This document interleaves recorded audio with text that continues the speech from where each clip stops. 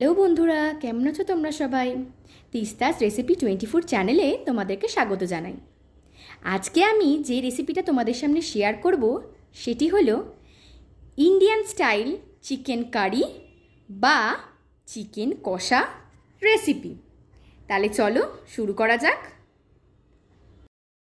প্রথমে চিকেনটিকে লেবু আর দই দিয়ে মেখে কিছুক্ষণ রেখে দিতে হবে।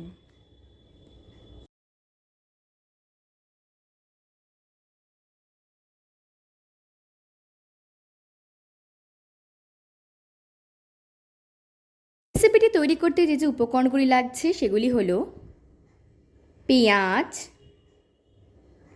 আলু, কাঁচা লঙ্কা, হলুদ গুঁড়ো, নুন, আদা রসুন, লঙ্কার গুঁড়ো, গরম মশলা আর জিরে গুঁড়ো।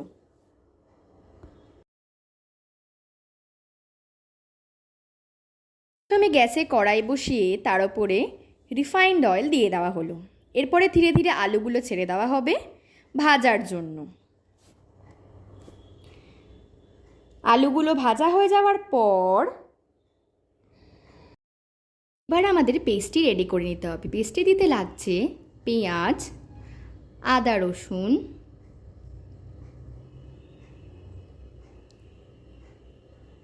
কাঁচা লঙ্কা এবং সবশেষে টমেটো। পেস্টটি আমাদের রেডি হয়ে গেছে। আলুগুলো আমাদের ভাজা হয়ে গেছে। এবার আলুগুলোও আমরা তেল থেকে তুলে নেব। তেলের মধ্যে দিয়ে দেব পেঁয়াজ কুচি। সেটিকে ভালো করে আবারও ভাজা ভাজা করে নিতে হবে।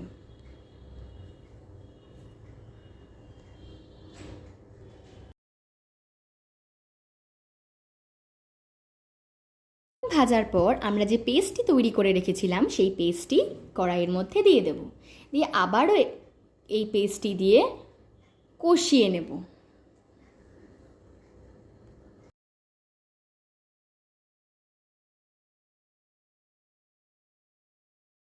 স্পাইসেস বা মশলাগুলো ছিল সেগুলোকে একে একে দিয়ে দেব।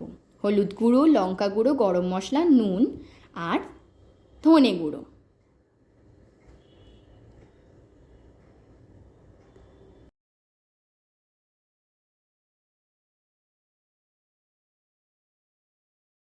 আবারও আমরা এটিকে কষিয়ে নেব।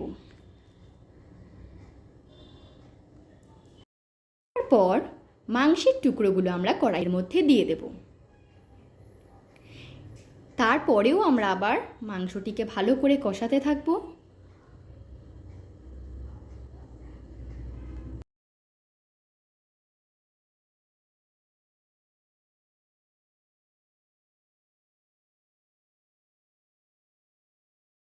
কিছুক্ষণ মাংস কষানোর পর আমরা ভেজে রাখা আলুগুলোকে মাংসের মধ্যে দিয়ে দেব।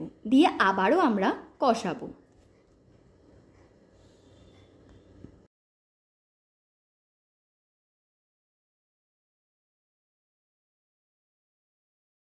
মিনিট 20 মতন ঢাকা দিয়ে রেখে দেব।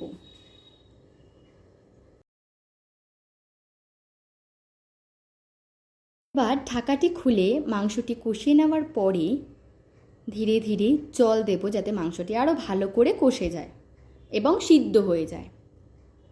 জল দেওয়া হয়ে গেছে। এরপরে আরও কিছুক্ষণ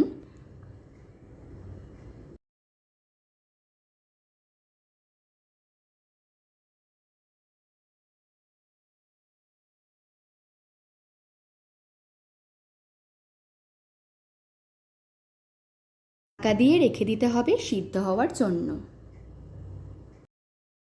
গরম গরম ভাতের সাথে রেডি হয়ে গেছে আমাদের মাংস।